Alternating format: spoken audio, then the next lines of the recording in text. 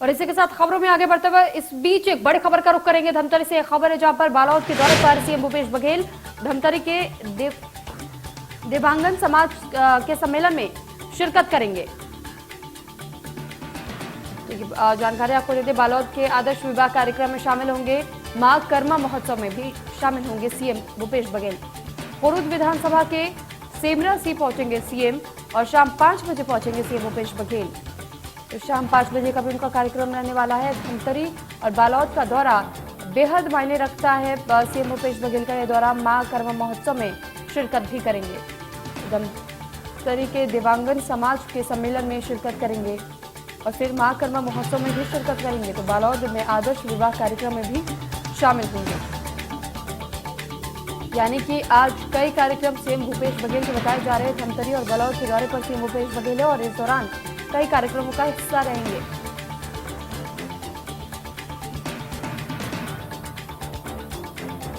तो बड़ी खबर इस वक्त आपको बता रहे हैं, सीएम भूपेश बघेल के दौरे को लेकर के मां कर्मा महोत्सव में शिरकत करेंगे सीएम भूपेश बघेल। साथ ही बालोद में आदर्श विवाह कार्यक्रम में भी शिरकत करेंगे।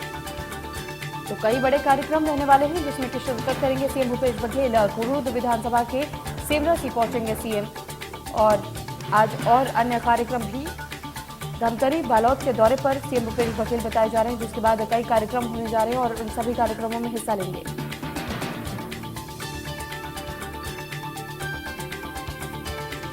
और इस पर अधिक जानकारी के साथ अमित चौरसिया हमारे साथ लाइव जुड़ चुके हैं। अमित, आपसे जानकारी चाहेंगे कि सीएम भूपेश बघेल का बालोद का जो दौरा बताया जा रहा है, साथ ही 2 जगहों का दौरा, कई और अन्य कार्यक्रम भी होने जा रहे हैं। इन कार्यक्रमों को लेकर के क्या कुछ जानकारी आपके पास, किस तरीके की सुरक्षा व्यवस्था है और क्या कुछ खास हो सकता है इन कार्यक्रमों में? बघेल यहाँ से 4 जिलों के दौरे पर रवाना हो गए हैं और अभी जिस तरीके से रायपुर के एक कार्यक्रम में जो प्रशासनिक सम्मेलन यहाँ पे ब्रह्म कुमारी आश्रम में आयोजित किया गया था उसमें उन्होंने शिरकत की और इसके बाद वह कांकेर जिले के चारामा क्षेत्र के लिए रवाना हो गए और इस समय चारामा पहुंच चुके हैं। चारामा में वह 183 करोड़ 6 लाख रुपए की सौगात देते नजर आएंगे। वहां पर भूमि पूजन और लोकार्पण करते नजर आएंगे। तो एक तरह से मुख्यमंत्री भूपेश बघेल पूरी तरह से एक्शन मोड में आ गए हैं और मिशन 2023 की तैयारियों में जुटे हुए दिख रहे हैं। तो एक तरह से जिस तरीके से उन्होंने ये सौगातों का देने का सिलसिला अब शुरू कर दिया है, तो कह सकते हैं कि मिशन 2023 की तैयारियों में जो मुख्यमंत्री है अपना एक तेवर दिखाते नजर आ रहे हैं। क्योंकि जिस तरीके से जनाधार उन्होंने छत्तीसगढ़ में बनाया है, क्योंकि 15 वर्ष के अकाल के बाद जिस तरीके से यहाँ पर अब कांग्रेस का एक बहुमत है वो 71 विधायकों का हो गया, जो अब तक की किसी भी पार्टी को इतना बड़ा बहुमत कहीं नहीं मिला है। तो कांग्रेस की जो छत्तीसगढ़ में सरकार है वो कहीं ना कहीं जनता के मन को छू रही है, जनता के दिल को छू रही है, जिसकी वजह से आज उनके 71 विधायक सदन में है और विपक्ष का आकार छोटा होता जा रहा है। जिस तरीके से यहाँ 13 विधायकों का मात्र विपक्ष नजर आ रहा है, तो ये सबसे बड़ी बात है क्योंकि छत्तीसगढ़ के इतिहास में ऐसा कभी नहीं हुआ जैसा अब हुआ है। तो यहाँ पर मुख्यमंत्री भूपेश बघेल यहाँ पर चारामा पहुंचेंगे। चारामा कांकेर जिले का है और वहां से वह धमतरी के लिए रवाना हो जाएंगे। उसके बाद बालोद के कार्यक्रम में पहुंचेंगे। बालोद में जैसा कि वहां पर अनिला भेड़िया होंगी जो महिला एवं बाल विकास मंत्री है और वहां पे सामूहिक विवाह का आयोजन रखा गया, उसमें वह शिरकत करते नजर आएंगे। इसी तरह बालोद के अलावा रायपुर में भी शाम को यहाँ पर कई कार्यक्रम है। यहाँ पर वो जो 400वीं जयंती गुरु तेग बहादुर जी की मनाई जाएगी, उसमें भी कार्यक्रम में भी शिरकत करते नजर आएंगे। तो एक तरह से आज यहाँ पे कई समाजों का, जैसे कि देवांगन समाज का भी जो 57वां वार्षिक सम्मेलन है उसको भी उसमें भी शिरकत करते नजर आएंगे मुख्यमंत्री। तो एक तरह से कह सकते हैं कि मुख्यमंत्री भूपेश बघेल न केवल धार्मिक आयोजन, न केवल प्रशासनिक आयोजन, न केवल जो समाज के आयोजन है, सभी में शिरकत करते नजर आ रहे हैं। बिल्कुल, बहुत महत्वपूर्ण बात कही अमित आपने कि वाकई जिस तरीके का दबदबा और जिस तरीके का कंट्रोल सीएम भूपेश बघेल ने यानी कि कांग्रेस पार्टी ने छत्तीसगढ़ में बनाया है, शायद इस तरीके का हम कह सकते हैं कि वो इतिहास रचने जा रहे हैं। क्योंकि ये दहाई का जो आंकड़ा था वो अभी तक किसी पार्टी के पास नहीं था। लेकिन अगर हम बात करें जो खैरागढ़ में उपचुनाव हुए उसके बाद से, अगर कॉन्फिडेंस लेवल की बात करें सीएम के, तो उनका कॉन्फिडेंस लेवल क्या कुछ कहता है, कितना बढ़ चुका है, या फिर अपने आप को इतनी मजबूती के साथ वो देख रहे हैं कि 2023 में ठीक इसी तरीके से दोबारा वो वापसी करेंगे सत्ता में?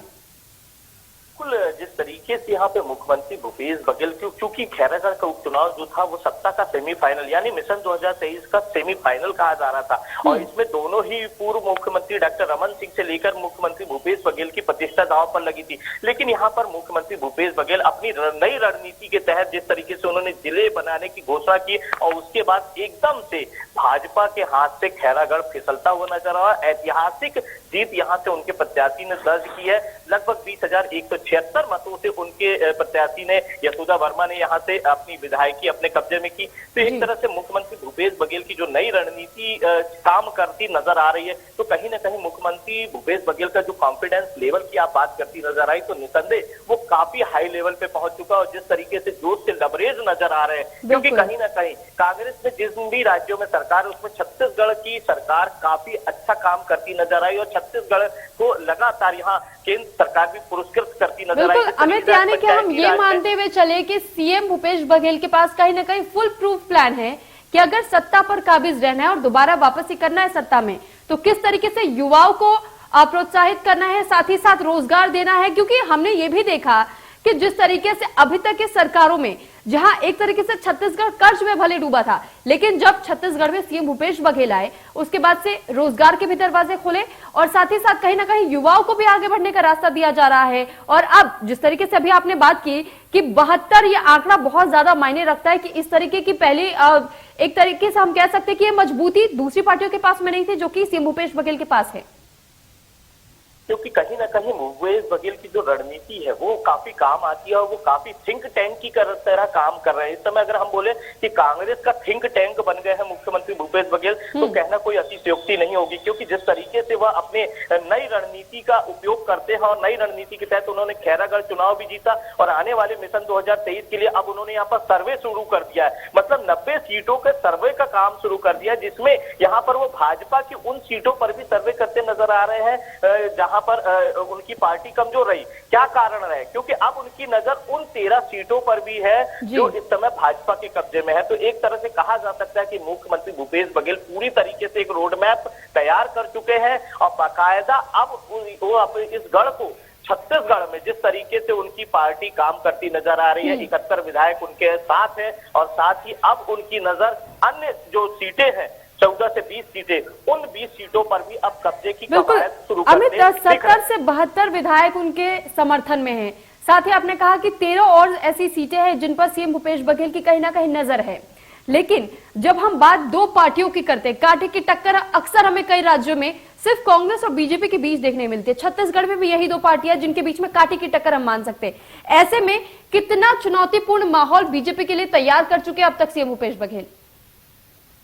समय अगर हम बात करेंगे तो भाजपा ने जो जनाधार वर्ष 2018 में खोया था और वो इस समय खैरागढ़ में उम्मीद नजर आई थी कि खैरागढ़ का चुनाव जीत जाएंगे, लेकिन ऐसा यहाँ पर कुछ नजर नहीं आया और खैरागढ़ में 20,176 मतों से करारी हार भाजपा को मिली। तो कहीं ना कहीं जरूर ये है कि कांग्रेस और भाजपा चूंकि सबसे बड़ी भाजपा आज की देश में सबसे बड़ी पार्टी है, लेकिन आज देखें छत्तीसगढ़ में कांग्रेस सबसे बड़ी पार्टी बन के उभरी है। जिस तरीके से 71 विधायक सदन में उनके हैं और 13 विधायक भाजपा के हैं, तो कहीं ना कहीं देश से विपरीत स्थिति यहाँ पर छत्तीसगढ़ में नजर आई और छत्तीसगढ़ में भाजपा को काफी मेहनत करनी पड़ेगी, क्योंकि 15 साल के कार्यकाल में हमने क्या खोया क्या पाया ये उस पर आकलन करना पड़ेगा, चिंतन और मंथन करना पड़ेगा। और आने वाले जो मिशन 2023 की तैयारियों में इस समय भाजपा भी जुटी हुई है। भाजपा भी इस समय बस्तर और सरगुजा पर फोकस करती नजर आ रही, क्योंकि बस्तर की 12 सीटें और सरगुजा की 14 सीटें, 26 सीटों पर पूरी फोकस भाजपा भी करती नजर आई। डी पुरंदेश्वरी लगातार वहां दौरे कर रही है, लेकिन अब देखना होगा कि उस पर मुख्यमंत्री भूपेश बघेल भी अब फोकस करते नजर आए हैं। तो आने वाले समय में बस्तर से जीत का जो रास्ता निकलता है वो किस पार्टी के सर पर सेहरा बांधेगा या आने वाला समय बताएगा। ठीक अमित, आप हमारे साथ बने रहिएगा, आपसे और भी खबरों पर हम अपडेट लेते रहेंगे और इस खबर पर भी आप अपनी नजर जरूर बनाए रखिएगा। फिलहाल राज्यपाल अनुसुईया उइके और मुख्यमंत्री भूपेश बघेल में आज प्रजापिता ब्रह्म कुमारी ईश्वरीय विश्वविद्यालय शांति सरोवर रायपुर में प्रशासकों, कार्यपालकों और प्रबंधकों के लिए आयोजित अखिल भारतीय प्रशासनिक सम्मेलन का शुभारंभ किया गया। आजादी के अमृत महोत्सव से स्वर्णिम भारत की ओर परियोजना के तहत राजयोग एजुकेशन एंड रिसर्च फाउंडेशन के प्रशासक सेवा प्रभाग द्वारा spirituality for excellence in administration विषय पर यह सम्मेलन आयोजित किया गया था। तो जिस तरीके से ब्रह्म कुमारीज की तरफ से ये सम्मेलन आयोजित किया गया था, इसका शुभारंभ हो चुका है।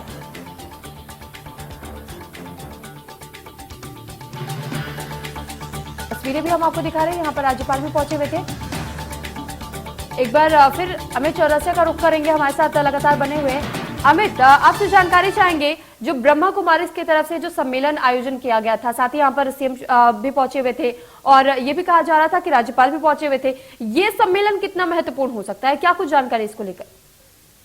जिस तरीके से मैं बताना चाहूंगा कि ब्रह्म कुमारी आश्रम द्वारा समय समय पर पूरे वर्ष भर विभिन्न गतिविधियां चलती रहती है। एकाग्रचित्त आत्मा को शुद्ध करके एकाग्रचित्त होकर अपने कार्यों को किस तरह किया जाए, उस पर यहाँ पर ट्रेनिंग प्रोग्राम चलते रहते हैं। उसी श्रृंखला में आज यहाँ पर उन्होंने देश भर के आईएएस और आईपीएस अधिकारियों के लिए प्रशासनिक सम्मेलन आयोजित किया हुआ था, जिसमें मुख्यमंत्री भूपेश बघेल शुभारंभ कार्यक्रम में मुख्य अतिथि के रूप में नजर आए। वहीं सुश्री अनुसुईया उइके जो राज्यपाल हैं, वह भी यहाँ पर कार्यक्रम में पहुंची हुई थी, उन्होंने भी शिरकत की। तो एक तरह से मुख्यमंत्री भूपेश बघेल जब कार्यक्रम में पहुंचे, उन्होंने बकायदा इसके लिए कि एक आत्मा है, उस आत्मा को शुद्ध तरीके से किस तरीके से आगे ले जाया जाए और शुद्ध तरीके से ही अपने कार्य को शुद्ध आत्मा के साथ किया जाए, ताकि उससे काम बेहतर हो। तो ऐसे आज यहाँ पर पूरा ट्रेनिंग सेशन चालू है और यहाँ पर मुख्यमंत्री भूपेश बघेल आज प्रशासनिक सम्मेलन का उद्घाटन करते नजर आए और यहाँ पर उन्होंने सभी को बधाई देते हुए कहा कि आपका ये एक कदम पूरे देश के लिए एक अनुकरणीय कदम रहेगा। तो इस तरीके से मुख्यमंत्री भूपेश बघेल इस कार्यक्रम में शिरकत करते रहे। जी सुरभि। चलिए ठीक, अमित बहुत धन्यवाद।